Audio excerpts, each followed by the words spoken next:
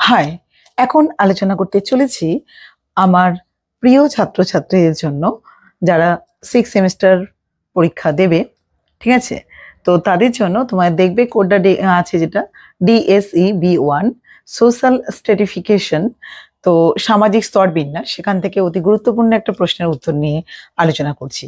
তো চলো ভিডিওটা দেখো।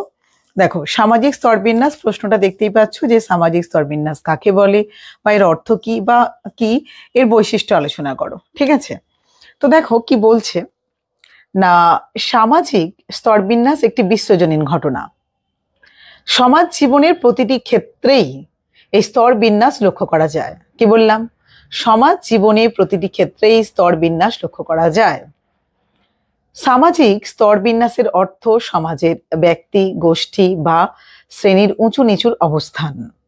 ঠিক আছে, ধরো যদি আমরা একটা ছবি দেখি তাহলে বুঝতে পারবো। দেখো এখানে তোমরা সমাজে দেখো, সমাজে বিভিন্ন ধরনের মানুষ বসবাস করে। ঠিক আছে, দেখতে পাচ্ছ বিভিন্ন ধরনের মানুষের বসবাস, তাদের এর মধ্যে বিভিন্ন উঁচু নিচু মানুষের যে অবস্থান। তো তাই তো, সমস্ত মানুষকে নিয়েই যে একটা সমাজ, সমাজের মধ্যে যে একটা বিভিন্নতা, সেটা তো আমরা জানি। তো দেখো এরপরে কি বলা হচ্ছে, অধ্যাপক না সরোকিনের তার কন্টেম্পোরারি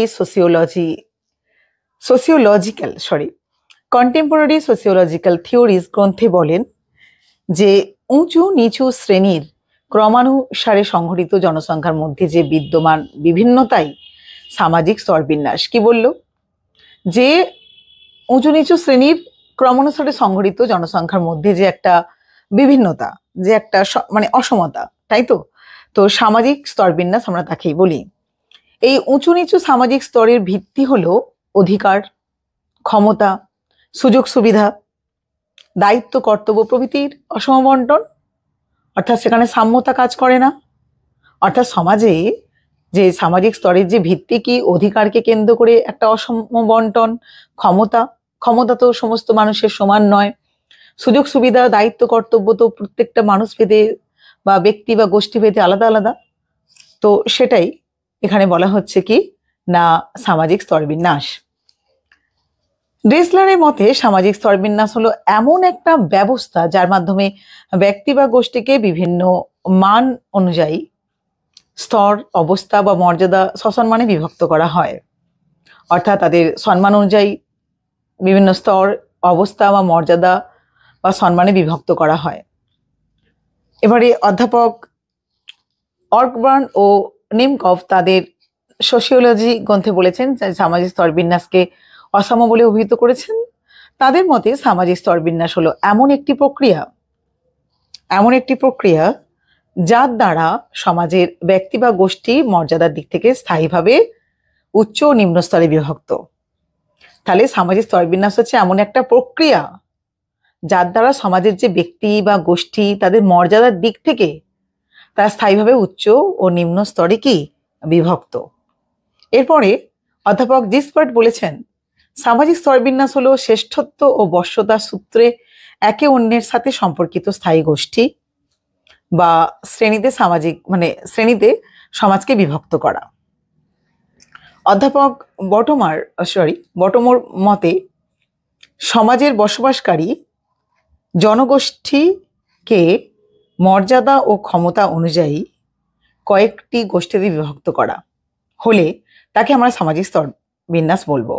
কি বললাম না, অধ্যাপক বটমোর মতে সমাজে যারা বসবাস করে, যে সমস্ত জনগোষ্ঠী, তাদের মর্যাদা, তাদের ক্ষমতা অনুযায়ী তারা কয়েকটা শ্রেণীতে যে বিভক্ত আর কি যদি হয়, তাকে আমরা সামাজিক স্তরবিন্যাস বলবো। তাহলে আমরা সামাজিক স্তরবিন্যাসের মধ্যে আমরা কি পেলাম না, দেখো সামাজিক স্তর বিন্যাস, সুতরাং আমরা বলতে পারি যে সামাজিক স্তরবিন্যাস হচ্ছে কি, দেখো না সমাজের বসবাসকারী বিভিন্ন জনগোষ্ঠীর মধ্যে মর্যাদা ও ভিত্তিতে পৃথকীকরণ সূচিত করে। সমাজে যারা বসবাস করে যে সমস্ত জনগোষ্ঠী, তাদের মর্যাদার ভিত্তিতে তাদের যে একটা পৃথকীকরণ, একটা পার্থক্য, সেই পার্থক্যটাই এখানে সূচিত করে। ঠিক আছে, ধরো আমরা যদি দেখি ধরো সমাজের মধ্যে দেখবে যারা উচ্চ স্তরে বসবাস করে, ঠিক আছে, যে ল্যান্ড অনার্স বা অ্যারিস্টোক্রেটস, যারা উচ্চ সম্প্রদায়ে বসবাস করে, মিডিল ক্লাসের মানুষ সমাজে বসবাস করে, এছাড়া কি ওয়ার্কিং ক্লাস, যারা একদম কি বলবো নিচু স্তরের, যারা খেটে খাওয়া মানুষ, তারা তো সমাজে বিভিন্ন আমরা এই যে তোমার একদম উচ্চবিত্ত, নিম্নবিত্ত আর কি, সরি উচ্চবিত্ত, মধ্যবিত্ত আর কি নিম্নবিত্ত, তো এই যে তিনটে একটা কি বলবো সমাজের মধ্যে যে বিভিন্নতা স্তর, সেটা আমরা লক্ষ্য করি তাদের কিসের ভিত্তিতে, মর্যাদার ভিত্তিতে, কাজের ভিত্তিতে, সামাজিক যে রাজনৈতিক বা অধিকার, এই সমস্ত ভিত্তিতেই তো তাদের মধ্যে একটা বিভেদ, মানে বিভেদ দেখতে পাওয়া যায়, তাই না? তো সেটাই হচ্ছে সামাজিক স্তর বিন্যাস। তো এবার দেখো সামাজিক স্তর বিন্যাসের কিছু বৈশিষ্ট্য আলোচনা করবো আমরা। কি না, প্রথমত সম্পত্তির রাজনৈতিক ক্ষমতা, মর্যাদার পার্থক্যের দরুন স্তরবিন্যাস ঘটে। সামাজিক এই যে স্তরবিন্যাস ঘটে কিসের কারণে ঘটে? সম্পত্তির কারণে, রাজনৈতিক ক্ষমতা, মর্যাদার পার্থক্য অনুযায়ী হয়। 2 নম্বর কি, প্রতিটি সামাজিক স্তর একটি সামাজিক স্তরবিন্যাস ব্যবস্থার অংশ, আর সেই কারণে প্রতিটি সামাজিক স্তর পারস্পরিক সম্পর্কে আবদ্ধ। আর কি না, সামাজিক স্তরগুলি একটির ক্রমোচ্চ কাঠামোয় বিন্যস্ত এবং এদের মধ্যে একটা উচ্চ নিচ সম্পর্ক কি করে, বিদ্যমান থাকে। সামাজিক স্তরগুলির মধ্যে সম্পর্ক প্রকৃতিগতভাবে, রাজনৈতিকভাবে বা সামাজিকভাবে, অর্থনৈতিকভাবে, ধর্মীয় ইত্যাদি নানা ধরনের হতে পারে। আর কি না, সামাজিক স্তরবিন্যাসের ব্যবস্থা মানে সময়ের সঙ্গে সঙ্গে কি হয়, ব্যবস্থার রূপান্তর ঘটে, পরিবর্তন ঘটে। সময় যত পরিবর্তন হয় তাতে সামাজিক স্তরবিন্যাস তো এক থাকে না, তারও পরিবর্তন ঘটে। অর্থাৎ মর্যাদা অধিকারের ক্ষেত্রেও তো মানে পরিবর্তন হয়। এই পরিবর্তন কখনো মন্থর, কখনো ধীরে ধীরে হতে পারে, আবার কখনো দ্রুতও হতে পারে। আর স্তরবিন্যাস সর্বজনীন, এটা তাই না, সর্বজনীন। আর সকল সমাজেই কিন্তু স্তরবিন্যাস লক্ষ্য করা যায়, যদিও সমাজভেদে হয়তো এর রূপ আলাদা আলাদা হতে পারে, কিন্তু ধরো প্রাচীনকাল থেকেও তুমি বর্তমান কাল পর্যন্ত কিন্তু এই সমাজের স্তরবিন্যাস দেখতে পাবে। আর বিভিন্ন যে সমাজ, অর্থাৎ সমাজ থেকে প্রথমে কি সমাজ, তারপরে তো সমাজ থেকে দেশ বা রাষ্ট্রের যে তৈরি, তো এই যে সমাজ তো বিভিন্ন মানে তার বৈশিষ্ট্য থাকতে পারে, কিন্তু এই প্রত্যেকটা সমাজেই কিন্তু স্তরবিন্যাস লক্ষ্য করা যায়। কারণ বিভিন্ন সমাজেই তো উচ্চ নিচ নিচ বা মর্যাদা বা অধিকারের ভিত্তিতে সমাজের তো একটা কি স্তরবিন্যাস করা হয়, তার একটা মানে বিভক্তিকরণ করা হয়। তো সেটা সব সমাজেই তুমি লক্ষ্য করবে, ঠিক আছে?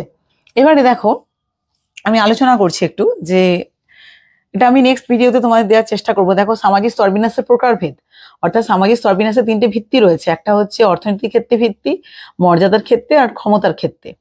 তো আবার সমাজতাত্ত্বিকরা স্তরবিন্যাসের মানে এই যে রূপগুলিকে কয়েকটি ভাগে ভাগ করেছেন: দাস প্রথা, সামন্ত প্রথা বা ভূমিদাস প্রথা, শ্রেণী ব্যবস্থা, জাতি ব্যবস্থা, ক্ষমতা।